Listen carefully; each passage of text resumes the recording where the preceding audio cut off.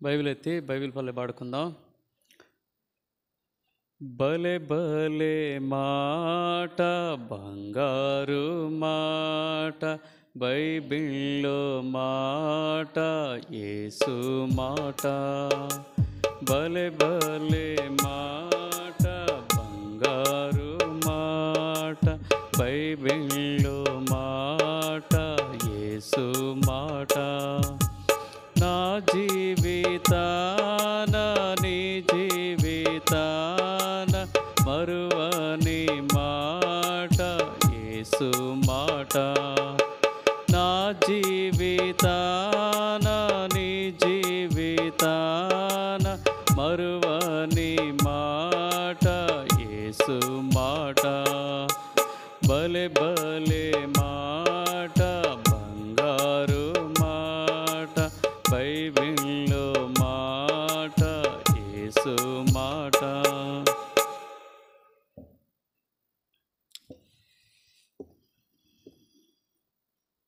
రండి, ఈ సమయంలో బలవత్మారాన్ని కానీ కొన్ని మాటల్ని ధ్యానించుకుంటాం.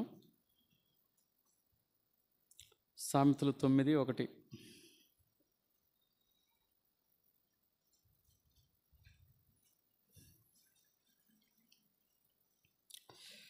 జ్ఞానము నివాసం కట్టుకొని దానికి 7 స్తంభములు చెక్కు కొనినది. తిరిగి ఇంకో మాట చదువుకుందాం. యాకోబు పత్రిక 3వ అధ్యాయము 17వ వచనం.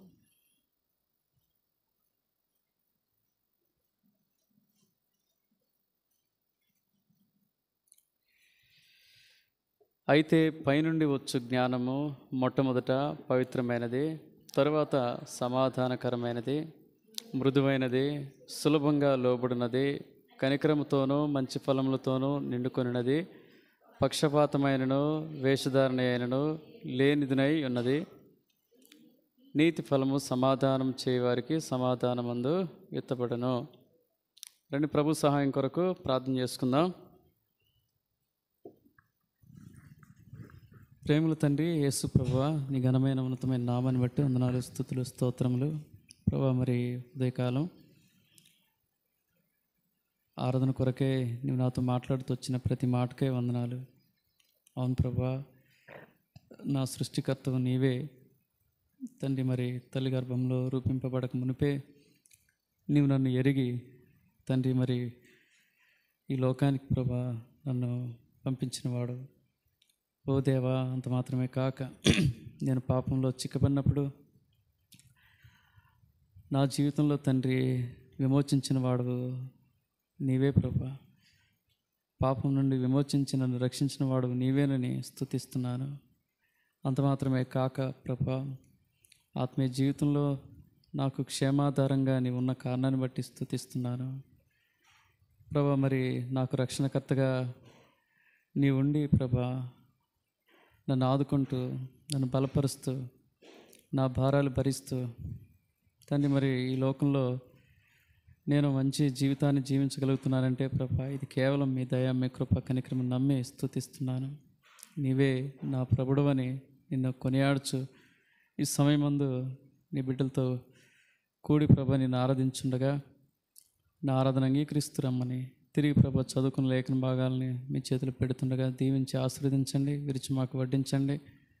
ఈ వాక్య వెలుగులో మా జీవితాలను చక్కబెట్టుకోవడానికి కావలసినటువంటి జ్ఞానం మాకు దయచేస్తురమ్మని మహిమ, ఘనత, ప్రభావాలు మీకే చెల్లిస్తూ యేసు ప్రభువు నామమునే వేడుచున్నాము తండ్రి, ఆమేన్.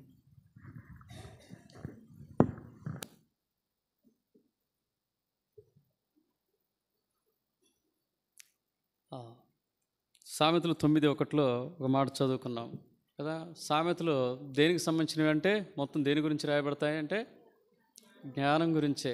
కుమారుడా జ్ఞానము, కుమారుడా జ్ఞానం, కుమారుడా జ్ఞానం. అద్భుతమైనటువంటి జ్ఞానం సొలొమోను భక్తుడికి దేవుడిచ్చాడు. ఆయన రాస్తా వచ్చాడు. మొదటి అధ్యాయం మొదలుకొని అన్ని అధ్యాయాల వరకు కూడా ఈ సామెతలు అద్భుతంగా జ్ఞానయుక్తంగా రాయబడతా వచ్చాయి. అయితే జ్ఞానం అనేది ఒక ఇల్లు అనుకుంటే, జ్ఞానం అనేది ఒక బిల్డింగ్ అనుకుంటే దానికి ఎన్ని స్తంభాలు ఉన్నాయని సొలొమోను భక్తుడు రాస్తాడంటే 7 స్తంభాలు. ఎన్నని రాస్తాడు? 9:1 ఎన్ని ఉన్నాయంట? 7 స్తంభాలు. అయితే చరిత్రకారులు కానీ భక్తులు కానీ 7 స్తంభాలని ఏమని చెప్తారంటే, యాకోబు భక్తుడు తాను రాసినటువంటి ఆ పత్రికలో ఏవైతే ఉన్నాయో వాటిని ఏమంటారంటే జ్ఞానానికి కలిగినటువంటి 7 స్తంభాలు అంటారు కదా. అది ఏ జ్ఞానం గురించి చెప్పబడతా వచ్చిందంటే, సొలొమోను బహుశా లౌకిక జ్ఞానం గురించి మాట్లాడి ఉండొచ్చు కదా. లౌకిక జ్ఞానము, ఆ తర్వాత ఆత్మీయ జ్ఞానం కూడా ఉంది, లేదని చెప్పలేం. అయితే ఈ జ్ఞానానికి ఉన్నటువంటి 7 మెట్లు కూడా అవి ఎలాంటివంటే, 7 స్తంభాలు కూడా ఎలాంటివంటే అవి ఆత్మ సంబంధమైనవి. అవి ఆత్మ సంబంధమైనవి, అంతేగాని లోక సంబంధమైనవి కావు. ఈ లోకం కూడా మనకు చాలా జ్ఞానం ఇస్తుంది. లోకం కూడా జ్ఞానం ఇస్తుంది, అవునా కదా. ఎంత చక్కగా మనం శుక్రవారం ఎవరికైనా డబ్బులు ఇచ్చామనుకోండి, లోకస్తులు ఎంత సంతోషపడతారు. ఈ మధ్య నేను ఒక ఫ్లాట్ విషయమే డబ్బులు ఇచ్చాను, శుక్రవారం ఇచ్చాను. ఆయన అన్నాడు శుక్రవారం ఇస్తానన్నాడు. శుక్రవారం ఇస్తానండి అని చెప్పా. అంటే నిజంగా ఇస్తారన్నాడు. నిజమేనండి, నాకు అలాంటివి ఏమి లేవండి, యేసుప్రభుని నమ్ముకున్నాను, నేను చాలామందికి శుక్రవారం ఇచ్చాను చెప్తే వాళ్ళు ఎంత సంతోషపడ్డారంటే, లోకం ఇట్లా ఏం చేస్తూ వచ్చిందంటే కొన్నిటిని బట్టి జ్ఞానం సంపాదించుకుందనమాట. ఆ లోక జ్ఞానం దేవుని దృష్టిలో ఎలాంటిదని చెప్తాడంటే వెర్రిది అంటాడు కదా, వెర్రిది. కాబట్టి లోక జ్ఞానం గురించి ఇక్కడ మనం చెప్పడం లేదు. దేని గురించి మాట్లాడుతుందంటే దైవిక జ్ఞానం గురించి మాట్లాడుతూ ఉన్నాడు సొలొమోను కానీ యాకోబు కానీ. దైవిక జ్ఞానం మనకు మంచిది. లోకంలో మనం ఎంత గొప్ప విద్యావంతులమైనా కానీ, ఎంత గొప్ప లౌకిక జ్ఞానం, పుస్తక జ్ఞానం, విద్య ద్వారా వచ్చే జ్ఞానం మనకున్నప్పటికీ కూడా దైవిక జ్ఞానం దానికి తోడవకపోతే అది వ్యర్థమైపోద్ది. అదేమైపోద్ది? వ్యర్థమైపోద్ది. ఎంతోమంది ఇప్పుడు కూడా వ్యర్థమైన జీవితాన్ని తేల్చుకోలేకపోతున్నారు, 2 తలంపుల మధ్య నలిగిపోతున్నారు. ఈ చదువు ద్వారా వచ్చిన జ్ఞానం ఉంటుంది, ఈ దైవిక జ్ఞానం ఎవరైనా చెప్తున్నప్పుడు ఏం చేస్తుందంటే అది సపరేట్ చేస్తూ ఉంటుంది. అది సపరేట్, నేను ఇంత చదువుకున్నా ఈయన నాకు చెప్పేదేంటి అనేటటువంటి మూర్ఖతలోనికి నడిపిస్తుంది. కాబట్టి జ్ఞానం గురించి సామెతల్లో అద్భుతమైనటువంటి వచనాలు మనం చూడగలుగుతాం. జ్ఞానం గురించి రాస్తాడు ఒక చోట, నేను రాశాను చూడండి, ఒక చోట రాస్తాడు. సామెతలు 2వ అధ్యాయం 6వ వచనంలో చూస్తే జ్ఞానం ఎలాంటిదంటే, మానవునికి యెహోవాయే జ్ఞానమిచ్చువాడు, తెలివియు వివేచనయు ఆయన నోట నుండి వచ్చును. మరి మానవునికి జ్ఞానం కావాలంటే ఎవరిచ్చేదంటే దేవుడే ఇవ్వాలి. కొలస్సీలకు రాసిన పత్రిక 2వ అధ్యాయం 3వ వచనంలో బుద్ధి జ్ఞాన సర్వసంపదలు ఆయన యందే గుప్తములై ఉన్నవి కదా. జ్ఞానము ఈనాడు క్రైస్తవులకు లేదు, సరైన జ్ఞానం లేదు. ఆత్మీయ అంతస్తు పెంచుకోవటానికి ఏం చేయాలంటే మనం ప్రయత్నం చేయాలి. దాని విషయంలో ఆత్మీయ విషయాల్లో మనం ఏం పడకూడదు, రాజీ పడకుండా మనం ఎందుకో ఈ దేహాన్ని విడిచిపెడితే వెళ్ళేది ఏంటి? ఆత్మకే ఏం కావాలి? మనకు భద్రత కావాలి. ఆత్మ భద్రత అనేది ఎక్కడ దొరుకుతుందంటే ఒక మంచి క్రమం కలిగినటువంటి సహవాసంలో ఉంటే, వాక్యం చెబుతుండగా మన జీవితాలు రూపాంతరపరచబడతాయి, ప్రభు యొక్క స్వరూపంలోనికి మారిపోతాయి. మానవుడు ప్రభు వచ్చినప్పుడు చక్కగా ఏం చేయగలుగుతాం? ప్రభుతో ఉండగలుగుతాం. ఆ నరకం నుంచి మనం తప్పించుకోగలుగుతాం. లేకపోతే ఆ తీర్పు దినాన మనం చేసేటటువంటి పాక్షికమైనటువంటి విధేయత ఎంతో ప్రమాదకరమైంది. అబ్రహాం పాక్షికంగా లోబడతా వచ్చాడు, నష్టపోయాడు. దావీదు పాక్షికంగా లోబడతా వచ్చాడు, నష్టపోయాడా లేదా? మోషే పాక్షికంగా లోబడతా వచ్చాడు. పాక్షిక విధేయత అంటే అర్థం ఏంటి? కొంచెం విధేయత చూపిస్తారు, కొంచెం వదిలేస్తారు. అది నేననేది. ఈ పాక్షిక విధేయత కాదు. ప్రభు కోరేది ఏంటి? మనల్ని సంపూర్ణ విధేయత. సంపూర్ణంగా ప్రభుకు మనం లోపరుచుకున్నప్పుడు, అట్లా లోపరుచుకునేటటువంటి సహవాసము హెబ్రోన్ అని మేము చెప్తూ ఉంటాం. మేము చెప్పినప్పుడు ఇతరులకు ఏమొస్తూ ఉంటుంది? కోపం వస్తూ ఉంటుంది అంటే హెబ్రోన్ యొక్క ప్రమాణాలు కాస్త మెండుగా ఉన్నాయి అంతే తప్ప ఎవరినో చూసి మేము రాలేదు. ఎందుకంటే వాళ్ళు చెప్పేటటువంటివి, నడుచుకునేటటువంటివి ప్రమాణాలు ఎలా ఉన్నాయంటే ఉన్నతంగా ఉన్నాయి. కాబట్టి దీన్ని అనుసరించడానికి ఇష్టపడతా ఉన్నాం. కాబట్టి ఇది గుర్తెరగాలి. మానవులు, అన్యులు కానీ లేకపోతే ఎవరైనా మాటలు వింటున్న వారు కానీ గుర్తెరగాలి. అంతే తప్ప అతిశయపడటానికి ఏమీ లేదు. ఎవరు వాక్యానికి అవిధేయులైనా అందరూ నష్టపోతారు. అది ఎక్కడున్నా, ఏ సహవాసంలోనూ నష్టపోతారు. ఎక్కడున్నా సరే ఇందులో మాత్రం ఉండి వాక్యానికి లోబడకపోతే ఏమైనా మేలు పొందుతారా? ఏం మేలు పొందరు. కానీ ఉన్నదన్నట్టుగా చెప్పటానికి, కాస్త ఆత్మీయంగా ఎదగటానికి ఏం చేస్తూ ఉంటాం? ప్రయత్నం చేస్తూ ఉంటాం. వాక్యం ద్వారా ప్రజల్ని హెచ్చరించాలని, పురుకొల్పాలని, ఆదరించాలని, క్షేమాభివృద్ధి వారు పొందుకోవాలని ప్రయత్నం చేస్తూ ఉంటాం. సరే, నా తలంపు ఏంటంటే దేవుని యొద్ద జ్ఞానం ఉన్నది. ఈ జ్ఞానాన్ని ఏం చేయాలి? మానవుడు పొందుకోవాలి. ఇంకంటాడు ఒక మాట 3వ అధ్యాయం 21-26 వచనాల్లో, ఇదే సామెతలు 3, నా కుమారుడా, లెస్సైన జ్ఞానము వేచనను భద్రం చేసుకొనుము, వాటిని నీ కన్నుల నుండి ఎదుట నుండి తొలగిపోనీయకుము, అవి నీకు జీవంగాను నీ మెడకు అలంకారంగాను ఉండును. అప్పుడు నీ మార్గమున నీవు సురక్షితంగా నడిచెదవు, నీ పాదము ఎప్పుడునూ తొట్టిల్లదు. పండుకొనున్నప్పుడు నీ భయపడవు, నీ పరుణ్ణి సుఖంగా నిద్రించెదవు. భయం కలిగినప్పుడు, దుర్మార్గులకు నాశనం వచ్చినప్పుడు నీ భయపడవద్దు. యెహోవా నీకు ఆధారమగును, నీ కాలు చిక్కబడకున్నట్లు ఆయన నిన్ను కాపాడును. చాలు కదా.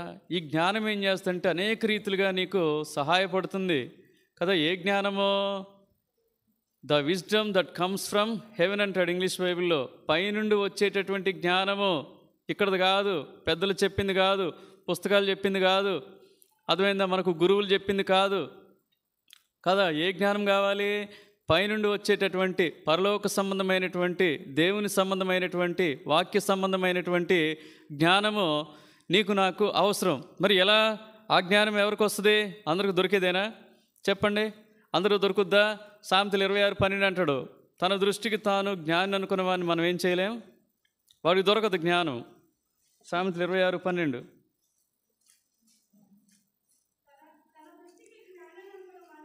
తన దృష్టికి తాను జ్ఞానం అనుకున్న వాడిని చూచితివా, వానిని గుణపరచుట కంటే మూర్ఖుని గుణపరచుట సులువు. కాబట్టి ఇది చాలా ప్రమాదం. వారి జ్ఞానమేవాడు దేవుడు. మరి ఎవరికి ఇస్తాడు? 5 షరతులు నేను చెప్తాను, 5 కండిషన్లు చెప్పి మనం వెళ్తాం. ఎక్కువ 7 సంగతులు ఏం చెప్పను నేను. నడిపించినంత వరకే, 12:15 వరకే వర్తమానం చెప్తాను. తర్వాత ఏమీ ఉండదు. మళ్ళీ వచ్చే వారం కంటిన్యూ చేసుకుంటాం. మీరు కూడా చేయండి. ఏదైనా వర్తమానం మిగిలిపోతే అట్లా ఉంచుకోండి, మళ్ళీ చెప్పండి. అవకాశాలు వస్తూనే ఉంటాయి కదా. మళ్ళీ ఎక్కడ ఆపారో అదంతా రిమైండ్ చేసి మీరు కొనసాగించుకోనండి. కొంచెం టైంని వాటిని పాటించండి. ఒకళ్ళు నడిపింపు ఉంటే చెప్పండి, అది మేమేం కాదనం. సరే, ఇక్కడ నా తలంపు ఏంటంటే జ్ఞానం సంపాదించుకోవటానికి ఒక 4-5 షరతులు మనం ఏం చేయాలి? ఫుల్ఫిల్ చేయాలి. ఫస్ట్ ఏమిటంటే, ఫస్ట్ది హోషేయ 6:3 ఉంటుంది కదా.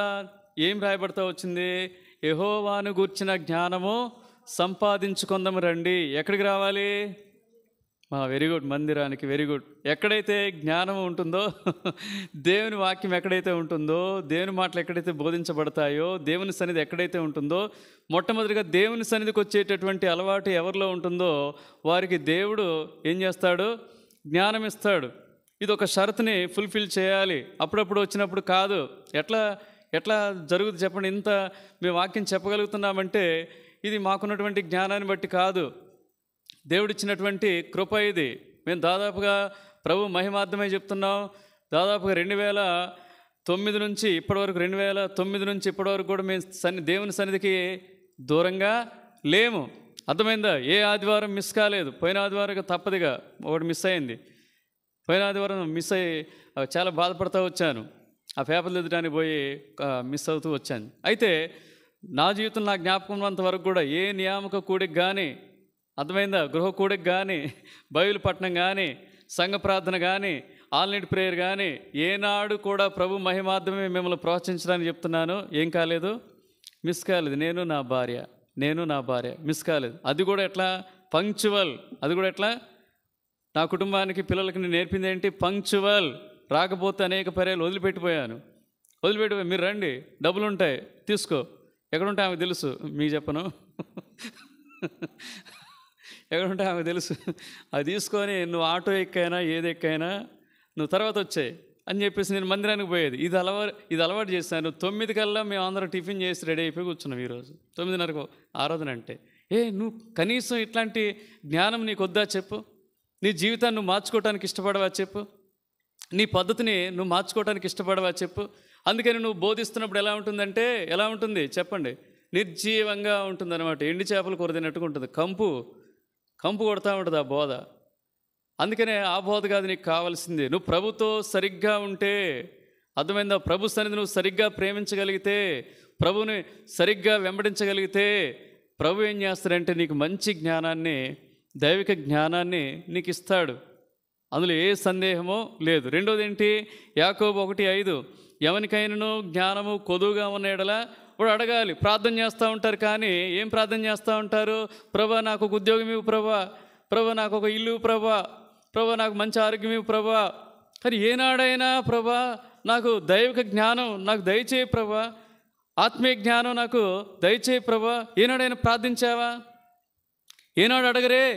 యాకోబు 1:5లో సెలవిచ్చిన రీతిగా నువ్వే ప్రార్థన చేసుకోవాలి. సొలొమోను ఏమడుగుతాడు చెప్పండి? ఇంతమంది ప్రజల్ని నేను ఏలటానికి నా శక్తి నా జ్ఞానము సరిపోదయ్యా, నాకు వివేకం దయచేయి అని ఆయన ప్రార్థన చేస్తాడు. నువ్వు చేసావా ఎప్పుడైనా? నీ జ్ఞానం ఏ పాటిది చెప్పండి? అంత ఎక్కువగా ఉందా జ్ఞానం నీకు? చెప్పు. జ్ఞానం అడుగు ప్రభువా, ఇంకా నేను వాక్యపు లోతులో ఎదగాలయ్యా, ఇంకా నీ మాటలు బోధించడానికి కావలసినటువంటి మర్మాలు నాకు బయలుపరిచాయా, నా జ్ఞానం పరిమితమైందయ్యా, ఎంతో అది ఎలా ఉందంటే చాలా తక్కువగా ఉందయ్యా త్రాసులో పెడితే. వాచ్మెన్ అనేటటువంటి దైవజనుడు ఎంతో, ఆయన రాసిన పుస్తకాలు మామూలు పుస్తకాలు కావు. భక్సింగ్ గారి పుస్తకాల కంటే కూడా ఇంకా ఎక్కువ, ఒక మెట్టు ఎక్కువే ఉంటే నేను చెప్పగలుగుతాను, ఎందుకంటే నేను చదివాను కాబట్టి. అయితే ఆయన అంటాడనమాట, మీరు ఇంతగా దైవికంగా ఎదగటానికి కారణమే నేను ఎక్కడ ఎదిగాను అంటాడు ఆయన. నేను ఎక్కడ ఎదిగాను? ఇప్పటివరకు నేను నేర్చుకుంది ఎంతో తెలుసా? బైబిల్లో సముద్రంలో ఒక నీటి బొట్టంత మాత్రమే నేను తెలుసుకున్నాను, ఇంకా తెలుసుకోవాల్సింది చాలా ఉందంటాడు ఎంతో వినయంగా కదా. మనమైతే చాలా అంటాం కదా, చాలు ఈరోజుకి ఆదివారం విన్నాం, మళ్ళీ ఏమి వింటామండి? ఇంకా ఏమి వింటాం? మళ్ళీ మంగళవారం పెడతారు, ఏమి వింటామండి? బుధవారం అంటాం, మళ్ళీ ఏమి వింటాం? గురువారం అంటాం, మళ్ళీ ఏమి వింటాం? శుక్రవారం ఏమి వింటామండి? మాకు ఏం కాలేదు, డైజెస్ట్ కావటం లేదు, దీన్ని మేము జీర్ణించుకోలేకపోతున్నాం. నీకు వాక్యం పట్ల ఆసక్తి లేనప్పుడు దైవిక జ్ఞానం నీకెక్కడ దొరుకుద్ది? ఒప్పుకోవాలి హానెస్టీగా. You should acknowledge your status, నీ యొక్క స్థితిని ఏం చేయి? ప్రభు యొద్ద ఒప్పుకో ప్రభా, నాకు ఈ జ్ఞానం కావాలి. మూడోది ఎవరికి ఇస్తాడంటే ప్రసంగి 2:26. ప్రసంగి 3 చదవండి. 2:26. ఏలైనగా దైవ దృష్టికి మంచివాడుగా నుండువానికి దేవుడు జ్ఞానమును తెలివిని ఆనందమును అనుగ్రహించును. నువ్వు ఎట్లున్నావు దైవ దృష్టికి చెప్పు. నీకు నువ్వు మార్కులు వేసుకుంటే ఫెయిల్ అయిపోతావు, ఫెయిలే. దైవ దృష్టికి ఎట్లున్నావంటే ఫెయిల్ అంటే ఎన్ని మార్కులు? బిలో 34, డి గ్రేడా? ఈ కదా, ఈ 28 అనుకుంటే ఇప్పుడు. డి 28 కంటే తక్కువ వస్తే డి 80 కదా. ఈ గ్రేడే మనకు వచ్చేది. ఫెయిల్ అయిపోతున్నావు. ఎందుకు ఫెయిల్ అవుతున్నావు? అపోస్తుల కార్యాలు 2:42లో ఫెయిల్ అవుతున్నాం కాబట్టి. వారు అపోస్తుల బోధ యందును సహవాసం అందును రొట్టె విరుచుట యందును ప్రార్థన యందును ఎడతెగక ఉండిరి. మనం ఎడతెగక ఉండటం లేదు, అందుకని మనం ఏమవుతున్నాం? మనకు ఫెయిల్ మార్కులు వస్తూ ఉన్నాయి. నిజంగా దైవ దృష్టికి ఎవరు మంచిగా ఉంటారంటే ఈ 4 సీరియస్గా తీసుకోండి, తీవ్రంగా పరిగణించండి, వాటిని అనుసరించండి, వాటిని వెంబడించండి. మీకున్నటువంటి సమయాన్ని మార్చుకోండి, మీ ప్రణాళికలు వేసుకోండి, ఒక పేపర్ మీద రాసుకోండి. ప్రభుని ఎట్లయినా సరే నేను ఉన్నతంగా సేవించాలి. విలియం కేరీ అంటాడు, ప్రభు కొరకు ఉన్నతంగా ఆలోచించు, ప్రభు కొరకు ఉన్నతమైన కార్యాలు చేయంటాడు. ప్రభు కొరకు ఉన్నతంగా ఆలోచించండి, ప్రభు కొరకు ఉన్నతంగా బ్రతకాలని కోరినప్పుడు ఆయన ఆజ్ఞలకు లోబడతామో దైవ దృష్టికి మంచిగా ఉంటామో. దైవ దృష్టికి మంచిగా ఉన్నప్పుడు ఆటోమేటిక్గా ఆయన దైవిక జ్ఞానంతో నింపుతాడు. ఆయన దైవిక జ్ఞానంతో ఎవరికి మంచిగా ఉండేవారికి నింపుతాడు. ఇంకా అంటాడు ఒక మాట, సామెతలు 9:10. వెరీ గుడ్ చెప్తున్నారు వీళ్ళు. ఏదో మొత్తానికైతే వీళ్ళు ఎక్కడో కాపీ కొడుతున్నారు, టెలిఫోన్. సామెతలు 9:10. యెహోవా యందు భయభక్తులు కలిగి ఉండుటే జ్ఞానమునకు మూలము. నువ్వు జ్ఞానం సంపాదించుకోవాలని కోరుకుంటే, దేవుని నీకు ఇవ్వాలని ఆశ ఉంటే నువ్వేం కలిగి ఉండాలి? భయభక్తులు. భయభక్తులు ఏం చేస్తాయి తెలుసా? నేను సమయానికి వచ్చేలా చేస్తాయి, వాక్యాన్ని చక్కగా వినేలా చేస్తాయి, వాక్యాన్ని రాసుకునేలా చేస్తాయి, వాక్యాన్ని మెడిటేషన్ చేసేలా చేస్తాయి, వాక్యాన్ని అనుసరించేలా చేస్తాయి, వాక్యానికి సంపూర్ణంగా లోబడేలా ఈ భయభక్తులు నీ జీవితంలో చేస్తాయి.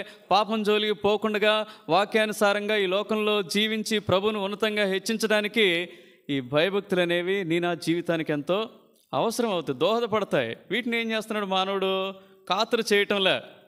లైట్కి తీసుకుంటున్నాడు దేవుని సన్నిధి అంటే, లైట్కి తీసుకుంటున్నాడు దేవుని వాక్యం అంటే కదా. ఏమి వాళ్ళు సీరియస్గా తీసుకోవటం లేదు. దాన్ని బట్టే వారికి దైవిక జ్ఞానం అనేది ఉండటం లేదు కదా. ఇది 4వది. 5వది 2వ అధ్యాయం సామెతలు 2:4-5 వచనాలు. వెండిని వెతికినట్లు దాన్ని వెతికిన ఎడల, దాచబడిన ధనమును వెతికినట్లు దాన్ని వెతికిన ఎడల, యెహోవా యందు భయభక్తులు కలిగి ఉండుట ఎట్టిదో నీవు గ్రహించెదవు, దేవుని గూర్చిన విజ్ఞానము నీకు లభించును. ఇక్కడ భయభక్తులు అయిపోయింది. పైదేమున్నదంట? You should research the word of God. దేవుని వెతుకు. ఒక వర్తమానం కొరకు వెతకమంటే దాని మొత్తం ఏదో ఇందులో రాసుకుంటున్నారు. ఏది రిఫరెన్స్ బైబిల్లో చూసుకోవటం, ఆ పదాలన్నీ రాసుకోవటం, మొత్తం దాన్ని అన్నీ పట్టుకొచ్చేయటం. వాటిని నువ్వేం చేయి? వస్తాయి పదాలు 100 వస్తాయి. ఒక జ్ఞానం మీద ఎన్ని వస్తాయి? ఒక 1000 వస్తాయేమో. 1000 నువ్వు రాసుకున్నావు అనుకుందాం. ఏం చేయి వాటిని? తర్వాత నీకు నీ వర్తమానాన్ని క్యాప్ట్ అయ్యి ఏంటో వాటిని ఏం చేయి? ఫిల్టర్ చేసుకో. ఏం చేయాలి? వాటిని అన్నీ చెప్పడానికి ప్రయత్నం చేయకు. అన్నీ చెప్పడానికి ప్రయత్నం చేస్తే ఏమైపోద్ది? వర్తమానం పక్కకు పోద్ది. అదేమవుతుంది? నువ్వు ఎక్కిస్తున్నావు? You try to import knowledge అనమాట. జ్ఞానాన్ని ఎక్కించడానికి ప్రయత్నం చేస్తూ ఉంటారు. జ్ఞానాన్ని కాదు మనం ఎక్కించాల్సింది. ఏమి ఎక్కించాలి? వాక్యాన్ని, దైవికమైనటువంటి దేవుని యొక్క ప్రణాళికని, దేవుని యొక్క కోరికల్ని, దేవుని యొక్క ఉద్దేశాలని ఏం చేయాలి? విశ్వాసుల్లో ఎక్కించడానికి మనం ప్రయత్నం చేయాలి. కానీ మనం నాలెడ్జ్ని ఎక్కించడానికి ప్రయత్నం చేస్తే నష్టపోతాం. ఫిల్టర్ చేసుకోండి. ఫిల్టర్ చేసుకొని 15-20 మహా అంటే ఒక మాకంటే ఎక్కువ చెప్తుంటాం కాబట్టి నోటెడ్ అయి ఉంటాయి.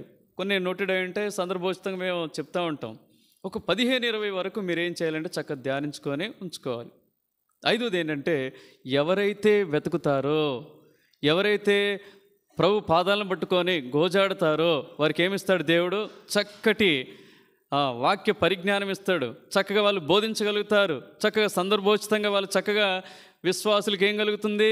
ఆదరణ, హెచ్చరిక, క్షేమాభివృద్ధి కలుగుతుంది. వారు మరలా వినాలని కోరతారు, మరలా రావాలని కోరతారు, మరలా మీరు వస్తే బాగుంటుందని ఏం చేస్తారు? దేవునికి ప్రార్థిస్తారు వాళ్ళు. అర్థమైందా? కాబట్టి ఈ 5 షరతుల్ని ఇంకా చాలా ఉన్నవి నేను చూపించడానికి సమయం కాదు. వీటిని పాటిస్తే దైవిక జ్ఞానం మనకు దొరుకుతుంది. దైవిక జ్ఞానం దొరుకుతుంది. ఇప్పుడు ఈ పరలోకం నుండి వచ్చేటటువంటి జ్ఞానంలో ఉన్నటువంటి 7 స్తంభాలు ఏంటంటే, యాకోబు 3:17లో 1-2 అట్లా నేను ఇంట్రడక్షన్ ఇచ్చి ముగిస్తాను. వచ్చే వారం మనం లోతుగా కొంచెం ఎక్కువగా వెళ్తాము. 3వ అధ్యాయం 17వ వచనంలో ఫస్ట్ది ఏంటంటే, ఆ 7 స్తంభాల్లో మొట్టమొదటిది పవిత్రమైనది. ఏంటది? ప్యూర్ అంటాడు. రెండోది ఏంటి? సమాధానకరమైనది, పీసబుల్ అంటాడు. 3వది జెంటిల్, మృదువైనది. 4వది సబ్మిసివ్, సులభంగా లోపడినది, ఈజీ టు ఇంట్రీటెడ్ అంటాడు. కనికరముతోనూ మంచి ఫలములతోనూ నిండుకొనినది, మెర్సీ అండ్ గుడ్ ఫ్రూట్స్. 5వది. 6వది ఏంటి? నాట్ పార్షియల్, ఇంపార్షియల్, పక్షపాతము లేనిది. తర్వాత 7వది వేషధారణ అయినను లేదు, నాట్ హిపోక్రసీ.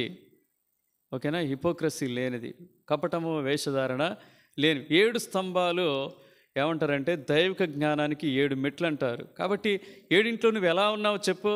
7 ఎలా ఉన్నావు? 7 బలంగా ఉన్నావా లేకపోతే బలహీనుగా ఉన్నావా? మొట్టమొదటిది ఏంటి? పవిత్రమైనది. నిజంగా పైనుండి వచ్చినటువంటి జ్ఞానం నువ్వు పొందుకొని ఉంటే, పరలోక సంబంధమైనటువంటి దైవికమైనటువంటి దేవుని వాక్య పరిజ్ఞానము నీలో ఉన్నట్లయితే నువ్వు ఎల్లప్పుడూ ఎలా జీవించాలని ఈ లోకంలో కోరుతావు? ఎలా పవిత్రంగా జీవించాలని పరిశుద్ధాత్మ నేనేం చేస్తాడు, ప్రేరేపిస్తాడు. నీ అంతరంగంలో నువ్వు కోరుతావు, అది దాని కొరకు నువ్వు తప్పిస్తావు, దాని కొరకు నువ్వేం చేస్తావు, ఎంతో ఆశ కలిగి ఉంటావు, దాని కొరకు నువ్వేం చేస్తావంటే ఎంతైనా క్రయం చెల్లించడానికి ఇష్టపడతావు. ఎంతైనా పరిశుద్ధత నుంచి నేను తొలగిపోకూడదు, నా ప్రభు పరిశుద్ధుడు కాబట్టి నేను కూడా ఎలా జీవించాలి, పరిశుద్ధంగా జీవించాలి అనేటటువంటి ఆశ, కోరిక ఉంటుంది.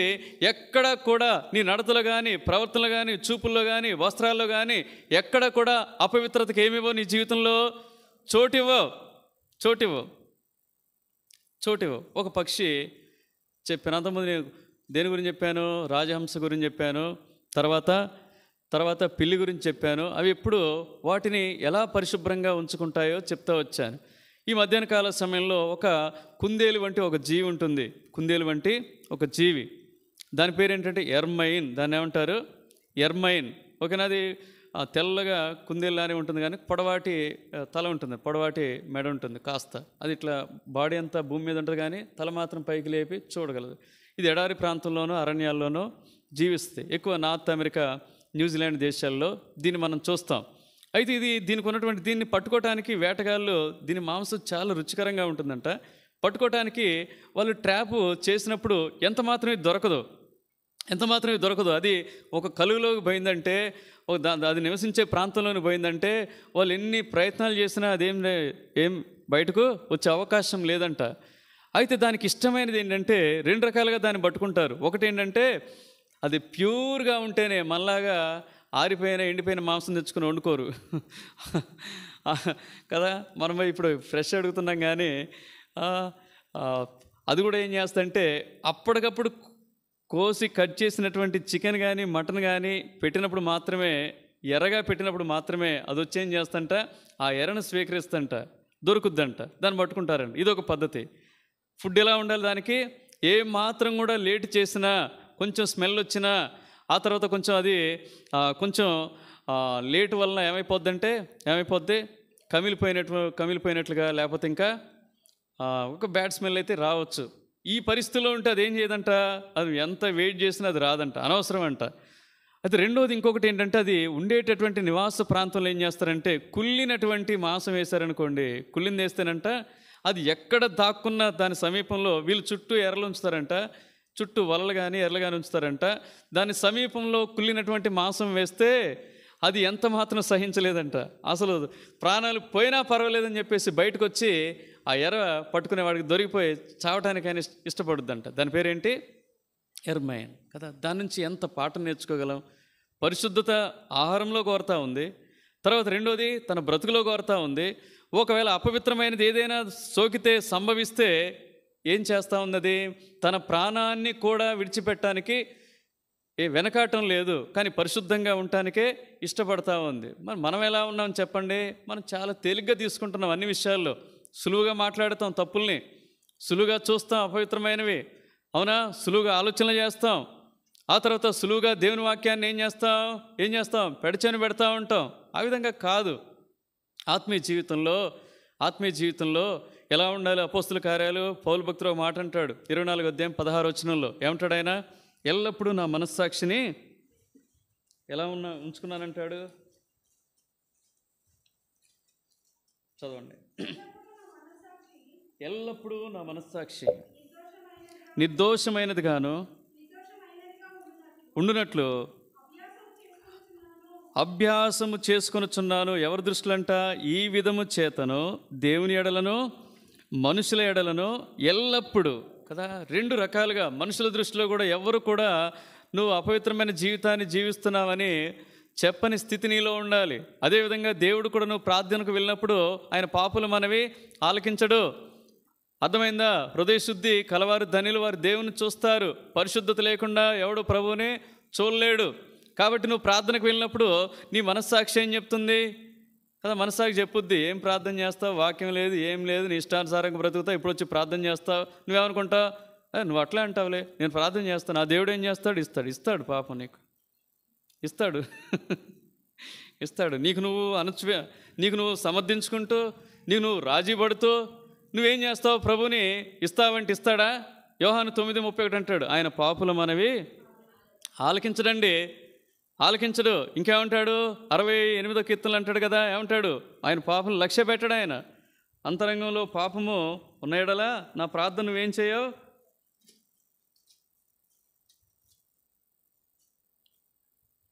66:18 క్షమించండి.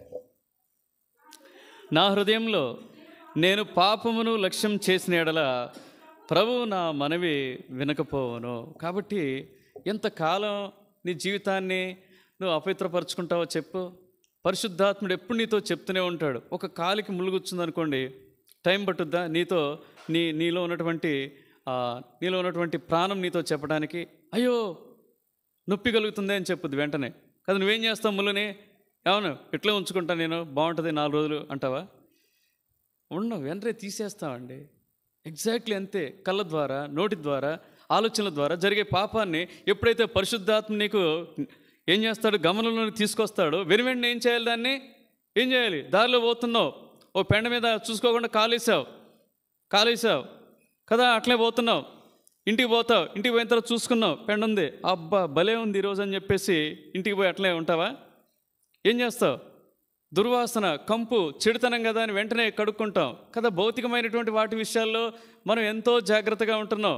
ఆత్మ సంబంధమైన విషయాల్లో నువ్వు ప్రార్థన చేస్తున్నప్పుడు, నీ యొక్క జీవితాన్ని వాక్య వెలుగులో పరీక్షించుకుంటున్నప్పుడు, ప్రభు ఎక్కడైనా నీ దోషాన్ని, నీ మలినాన్ని, నీ పాపాన్ని, నీ చెడుతనాన్ని చెప్పినప్పుడు ఏం చేయాలి? దాన్ని వెంటనే సరి చేసుకోవటానికి ఇష్టపడాలి.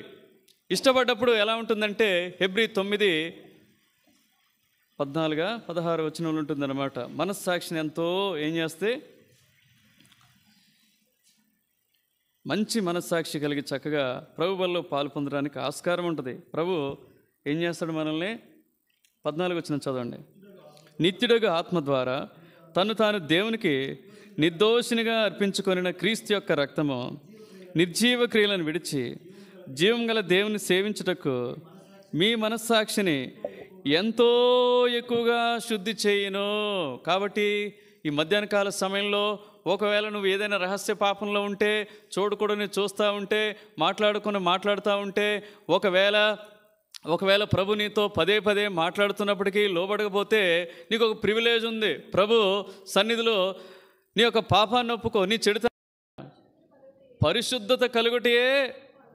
ఎవరికి దాసులైతే పరిశుద్ధత నీకు వస్తుంది చెప్పండి? వేటికో దాసులుగా ఉంటున్నావు. డబ్బుకు కొంతమంది, టీవీలకు కొంతమంది, సీరియల్కి కొంతమంది, బూతులకు కొంతమంది, అపవిత్రత కొంతమంది కదా, నానా రకాలుగా దాసులుగా ఉంటున్నారు. కానీ దేవునికి నువ్వు నిజంగా దాసునిగా మారగలిగితే దాని అల్టిమేట్ రిజల్ట్ ఏంటో తెలుసా? ఏంటది? ప్యూరిటీ. గుర్తుపెట్టుకోండి. 4వదిగా 2 కొరింథీ 7:1 ఉంటుంది. ఎలా పరిశుద్ధతను మనం సంపూర్తి చేసుకోగలం, ఎలా పరిశుద్ధంగా ఈ లోకంలో జీవించగలం అంటే, ఒకటే, దేవుడు నీకు ఏమిచ్చాడంటే, ఏమిచ్చాడు? వాగ్దానాలు ఇచ్చాడు. వాగ్దానాలు నమ్ము. నమ్మి వాటిని అనుసరించినట్లయితే ఆ తర్వాత నువ్వేం కలిగి ఉండాలి? నమ్మటమే కాదు, వాటిని స్వతంత్రించుకోవటమే కాదు, ఇంకొకటి ఉంటుంది అక్కడ. దేవుని యందు భయభక్తులు కలిగి జీవించడం ద్వారా నీ నా జీవితాల్లో పరిశుద్ధతను ఏం చేయొచ్చు? సంపూర్తి చేసుకోవచ్చు. పాపిష్టమైన మానవ హృదయంలోనికి, మానవ జీవితంలోనికి యేసయ్య వచ్చాడయ్యా. ఆయన ఏమి ఇష్టపడతాడంటే 93వ కీర్తన 5వ వచనంలో ఏమంటాడు చెప్పండి ఒక మాట? 93వ కీర్తన 5వ వచనం. నీ శాసనములు ఎన్నడూ తప్పిపోవు. 92:5 93:5 ఏదో మొత్తానికి చదవండి. నీ పరిశుద్ధత ఎన్నటికి 93:5 కరెక్టే. నీ శాసనములు ఎన్నడూ తప్పిపోవు. యెహోవా ఎన్నటన్నిటికీ పరిశుద్ధతయే నీ మందిరమునకు అనుకూలం. అప్పుడు ఇప్పుడు ఏం చేయాలి? చీపుర్లు, తట్టలు, బుట్టలు పట్టుకొని ఇదంతా శుభ్రం చేద్దామా? చెప్పండి. పరిశుద్ధతే నీ మందిరానికి ఏమంటున్నాడు? అనుకూలం అంటున్నాడు. మందిరం అంటే ఇదే నువ్వు అనుకునేదా? ఇది కాదు మందిరం. 1 కొరింథీ 3:16-17 ఉంటుందన్నమాట. మన దేహమే ఆయనకు ఆలయంగా చేసుకున్నాడు. ఎవరు మనం చెప్పిన? పాపులమండి, ద్రోహులమండి, నీచులమండి, తృణీకరించబడిన వారం కదా. ఎంత దుర్మార్గంగా జీవించినటువంటి వాళ్ళం. అలాంటి మనలో ఆయన ఉండటానికి లోకానికి వచ్చాడు. ఆయన పరిశుద్ధాత్మనిచ్చాడు. ఆయన నివాస స్థలంగా మనం ఉన్నాం కదా. మరి ఎలా జీవిస్తున్నాం? ఈ దేహంతో ఏం చేస్తున్నాం చెప్పండి? ఇష్టం వచ్చినట్టుగా జీవిస్తూ ఉన్నాం. చదవగా 1 కొరింథీ 3:16-17 చదివితే, మీరు దేవుని ఆలయమై ఉన్నారని, దేవుని ఆత్మ మీలో నివసించుచున్నాడని ఎరుగరా? ఎవడైనను దేవుని ఆలయమును పాడు చేసిన యెడల దేవుడు వానిని పాడు చేయును. దేవుని ఆలయము పరిశుద్ధమైనది, మీరు ఆ ఆలయమై ఉన్నారు కదా. మనం ఆయనకు ఆలయం అండి, గుర్తుపెట్టుకోండి. ఎప్పుడు కోరుకునేది మనలో ఎలాంటిదంటే పరిశుద్ధత ఆయన కోరేది. రోమా 13:15. కానీ దుస్థితి ఏంటంటే ఇలా జీవిస్తున్నారు మనుషులు. 13వ అధ్యాయము 13-14 వచ్చిన రోమా పత్రిక 13-14 వచనాలు. అల్లరితో కూడిన ఆటపాటలైనను, మత్తైనను, కలహమైనను,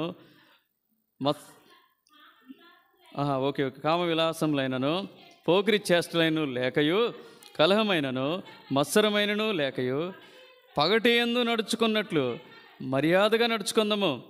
మెట్టుకు ప్రభువైన యేసుక్రీస్తును ధరించుకుని వారై శరీరేచ్ఛలను నెరవేర్చుకొనుటకు శరీర విషయమై ఆలోచన చేసుకొనకుడి. ఇది ఆలయం అని గుర్తుపెట్టుకోండి.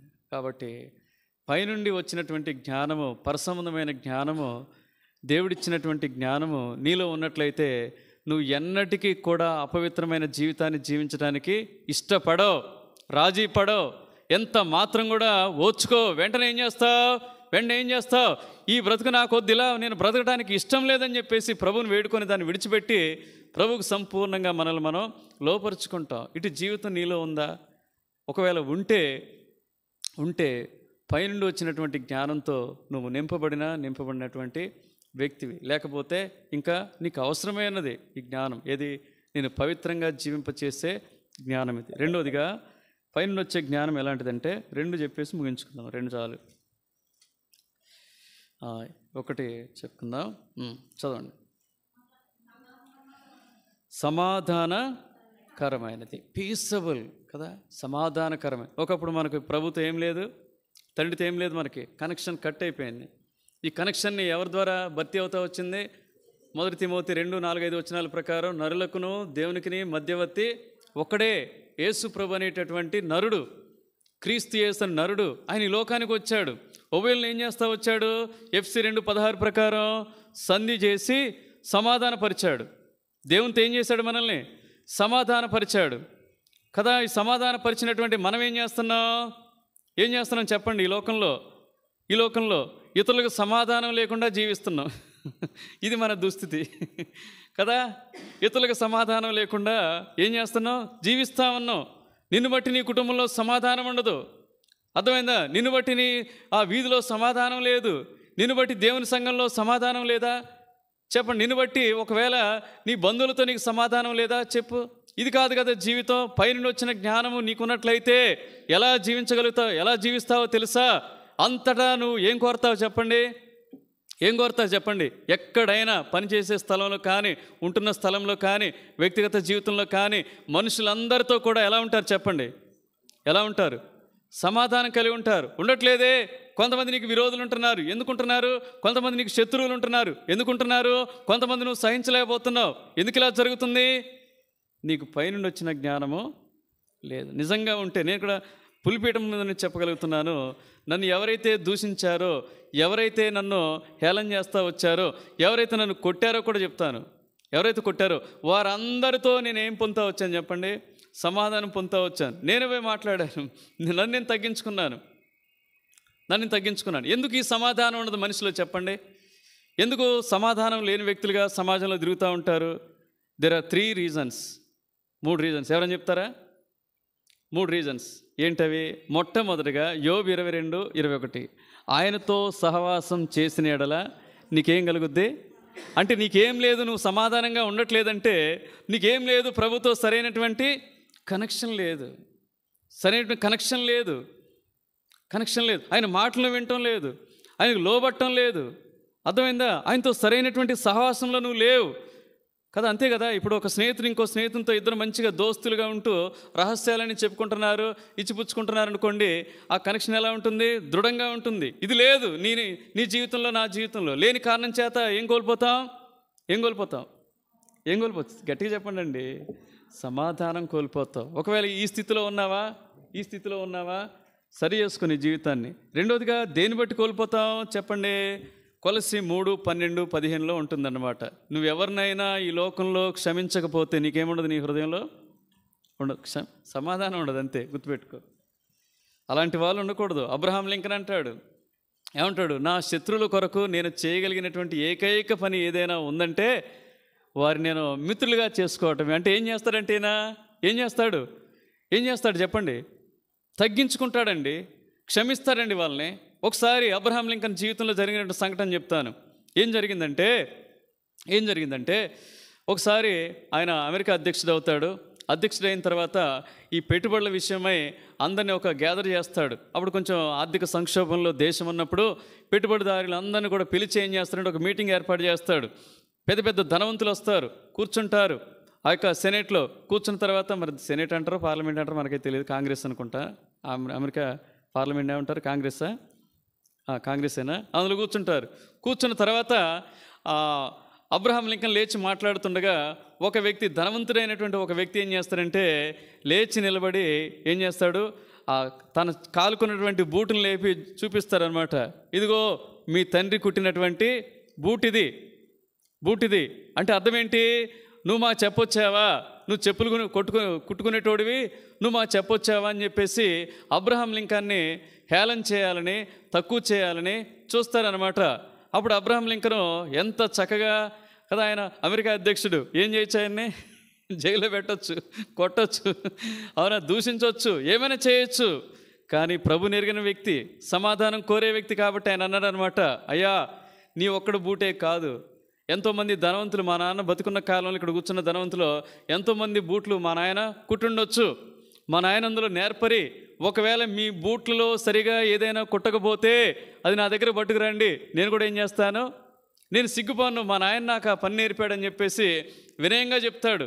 మా నాన్న బట్టి మా నాన్న మాకు ఏం చేశాడు తెలుసా? సరైనటువంటి జ్ఞానం ఇచ్చాడు, చక్కటి ప్రవర్తన ఇచ్చాడు, చక్కని నడత నేర్పించాడు, ఏదైనా పనిలో ఎక్స్పర్ట్లుగా ఉంటాం ఆయన మాకు అలవర్చాడు, అది మేము మా నాన్న నుంచి నేర్చుకున్నామని చెప్పేసి వాళ్ళ నాన్న గురించి గొప్పగా చెప్పడానికి ఒక సమయం దొరికిందనమాట.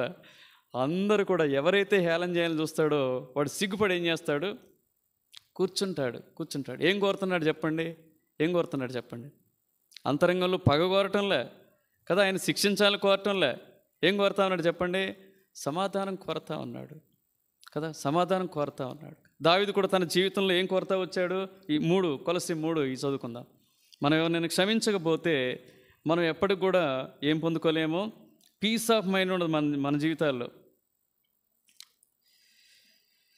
కొలసి 3:12-15 వచనాలు.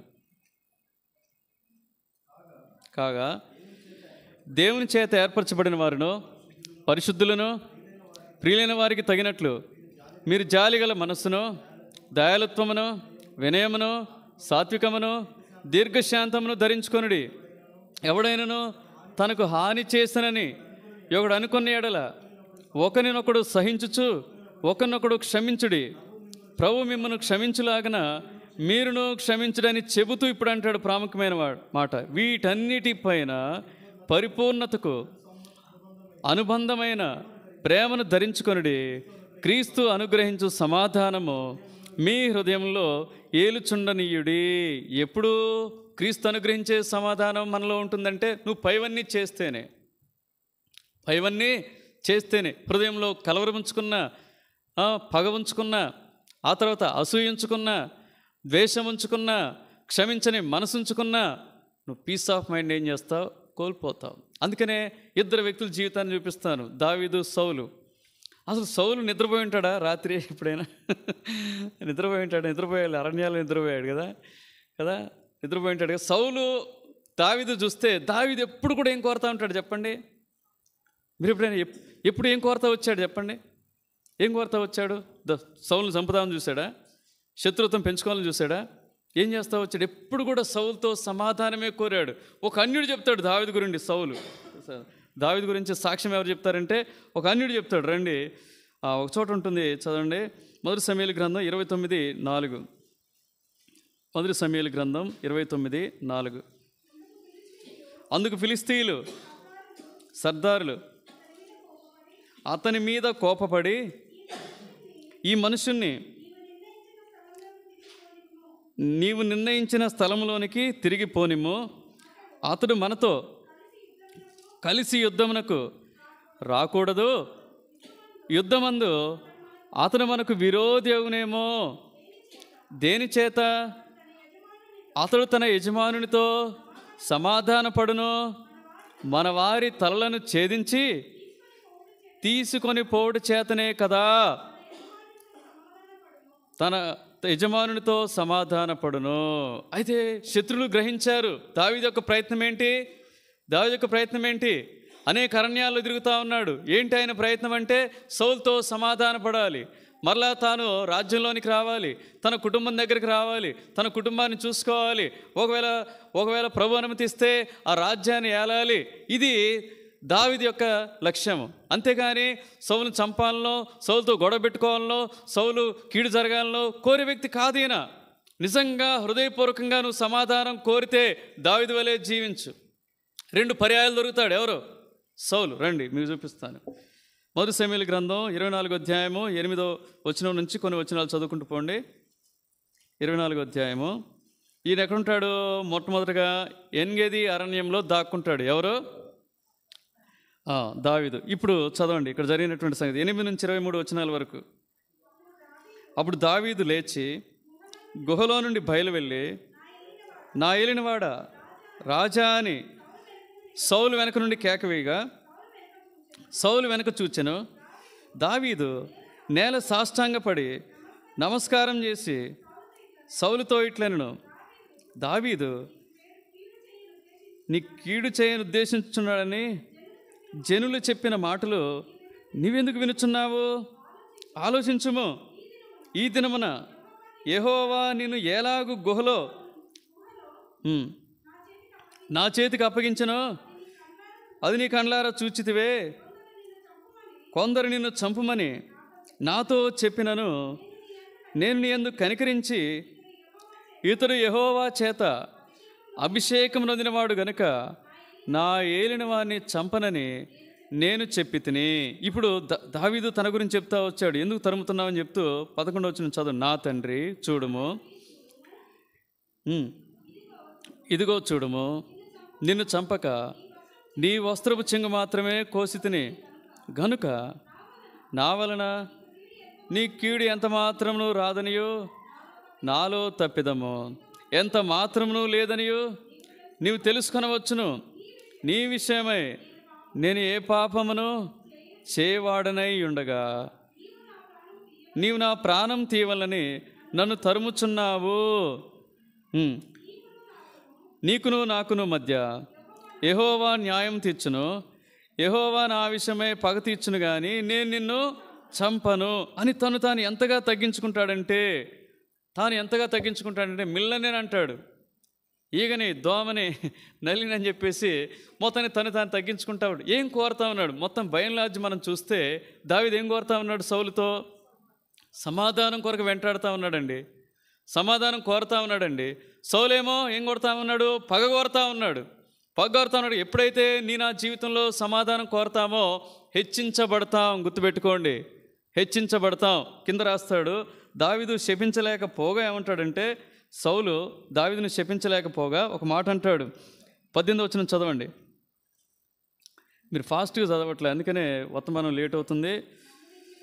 నన్ను నీ చేతికి అప్పగింపగా నన్ను చంపగా విడిచినందుకు ఈ దినమున నీవు నా అపకారమునకు ఉపకారం చేసిన వాడవై నా ఎడల నీకున్న ఉపకార బుద్ధిని వెల్లడి చేసిదివి గనుక నీవు నాకంటే నీతిపరుడు. ఎవరైతే సమాధానం కోరుతారో వాళ్ళు ఈ లోకంలో నీతిపరులుగా ఎంచబడతారు దేవుని దృష్టిలో. రెండోదిగా ఇంకా చదవండి.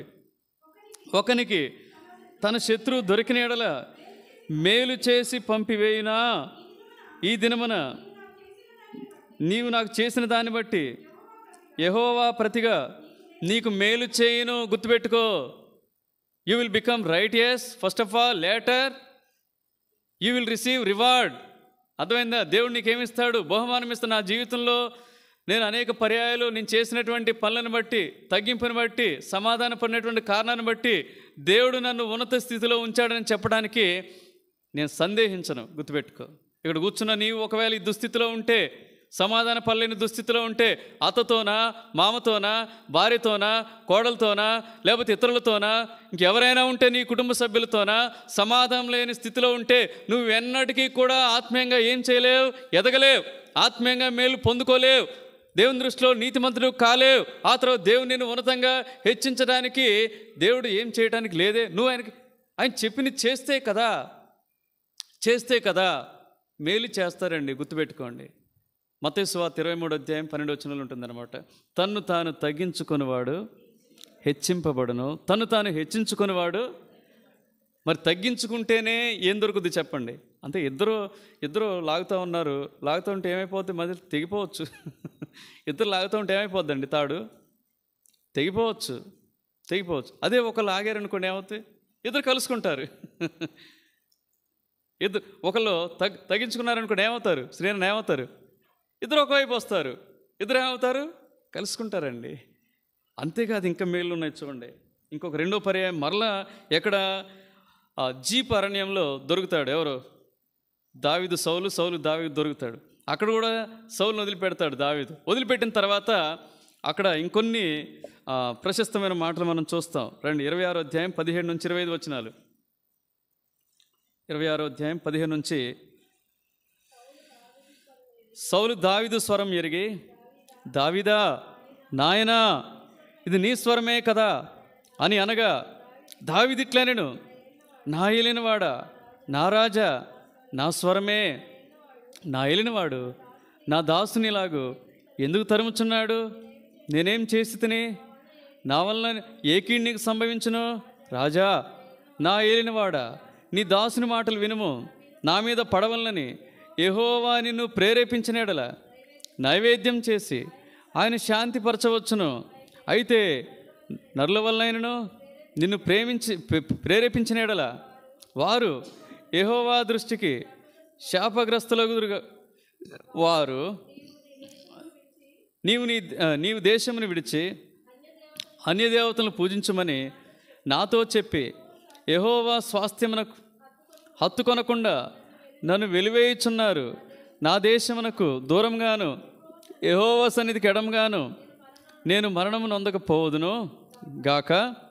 ఒకడు పర్వతం మీద కౌజు పిట్టను తరిమినట్లు ఇశ్రాయేలు రాజువైన నీవు మిన్నల్లిని వెతుకుటకై బయలుదేర వచ్చితివి. అప్పుడు సౌలు అంటున్నాడు, ఎప్పుడైతే సమాధానం కోరుతా ఉన్నాడో సమాధానం కోరే వారికి ఆశీర్వాదాలు వస్తాయి. చూడండి, ఇప్పుడు శత్రువు నోట నుండి ఏం చేస్తున్నాడు చూడండి. అందుకు సౌలు, నేను పాపం చేసి తిని ఈ దినమున నా ప్రాణము నీ దృష్టికి ప్రేమగా ఉండిన దాన్ని బట్టి నేను నీకు దేవుడు కీడు చేయడండి.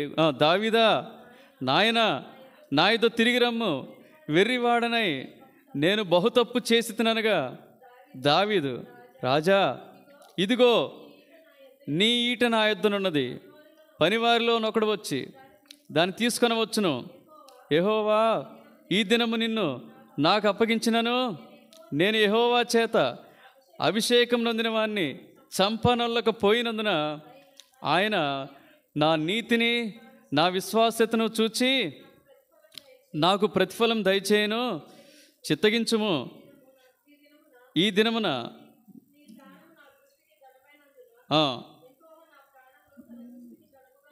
ఎంచి బాధలన్నిట్లో నుండి నన్ను రక్షించునుగా కానీ చెప్పాను. అందుకు సౌలు, దావీదా నాయనా, నీవు ఆశీర్వాదము పొందుదువుగాక, నీవు ఘనకార్యములను పూనుకొని విజయమునందుదువుగాక అని దావీదుతో.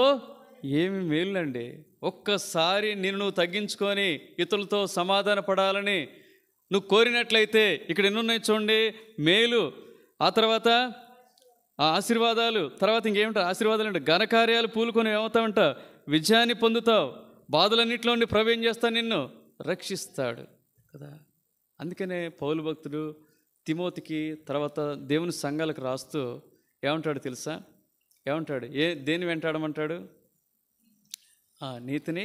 పక్కన సమాధానం గురించి చెప్తున్నాడు. సమాధానం వెంటాడమంటాడు.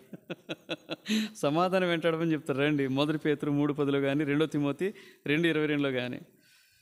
1 పేతురు 3:10 ఈ 2 మాటలు చెప్పుకొని ముగించుకో. మంచి దినములు చూడగోరు వారు చెడ్డదాన్ని పలుకకుండా, తన నాలుకకు తన కపట మాటలు చెప్పకుండా తన పెదవులు కాచుకొనవలెను. అతడు కీడు నుండి తొలగి మేలు చేయవలెను, సమాధానము వెదకి వెంటాడవలను. ఇప్పుడు 2 తిమోతి 2:22 చెప్తాడు తిమోతితో, నీవు యవనేచ్ఛల నుండి పారిపోమ్ము, పవిత్ర హృదయులై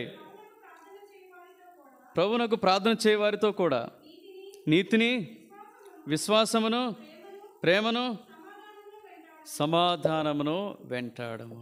కాబట్టి మన హెచ్చరిక ఇది. దాన్ని వెంటాడాలి, దాని అంతమేంటో తెలుసుకోవాలి, అది పొందుకోవాలి, దాంతో జీవించాలి. రాసుకో పేపర్ మీద, ఎవరైనా ఉంటే గుర్తించి వారితో సమాధానపడు, అనేక మేళ్ళు పొందుతావు నీ జీవితంలో. దావీదు రాజుగా ఉన్నాడు, కుటుంబం స్థిరపరచబడింది. కుటుంబం ఏమైంది? స్థిరపరచబడింది. తన బిడ్డలు ఉన్నతమైన స్థితికి వచ్చారు కదా. తాను మంచి చావు పొందాడండి. ఎవరు?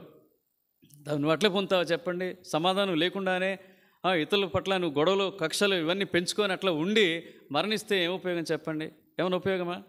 ఏం ఉపయోగం లేదు. ఏం ఉపయోగం? దేన్ని బట్టి రెండోదిగా పోద్దంటే కక్షలను బట్టి, క్షమించిన మనసుని బట్టి సమాధానాన్ని. మూడోది ఉంది ఏంది? గలతీ 5:22, ఆత్మీయంగా ఎవరైతే ఎదగరో వాళ్ళే. ఎన్ని ఉంటాయి ఇందులో? 9 ఫ్రూట్స్ ఉంటాయి. ఒకటే ఫ్రూటు, కానీ అందులో ఎన్ని ఉంటాయి? 9 ఉంటాయి మొత్తం. అందులో ఒకటి ఏంటిది? చదవండి. ప్రేమ, సంతోషము, చాలు కదా. అర్థమైందా? నువ్వు ఆత్మీయంగా ఏం లేదంటే ఆత్మీయ పరిణితి నీలో లేదు. పరిణితి లేదని ఎలా చెప్పొచ్చు అంటే, ఎలా చెప్పొచ్చు? నీ జీవితంలో సమాధానం లేదంటే నువ్వు ఆత్మీయంగా ఎదగలేదనే, సమాధానం కోరటం లేదంటే నువ్వు ఆత్మీయంగా పరిణతి చెందలేదనే చెప్పవచ్చు. ఆత్మీయ పరిణతి లేని వాళ్ళు ఏం చేస్తారంటే సమాధానం లేకుండా జీవిస్తారు.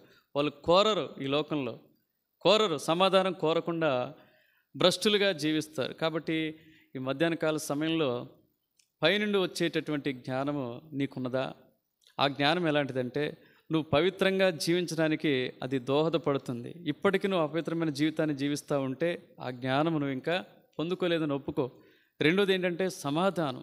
శక్యమైతే మనుషులందరితో కూడా ఏమంటాడు? సమాధానం కలిగి ఉండండి. సమాధానం కలిగి ఉండండి. ఎక్కడ కూడా ఎలాంటి శత్రుత్వం కానీ, విభేదాలు కానీ మన జీవితంలో ఉండకూడదండి. ఉండకుండా అలా ఉండమని కోరుతా ఉంది. పైనుండి వచ్చినటువంటి జ్ఞానము అలాంటిది.